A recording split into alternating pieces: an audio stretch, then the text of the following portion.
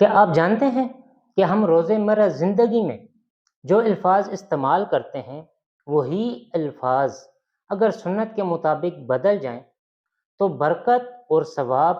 دونوں مل سکتے ہیں؟ جس طرح کہ ہیلو کہنے کے بجائے السلام علیکم ورحمۃ اللہ، اور اوکے کہنے کے بجائے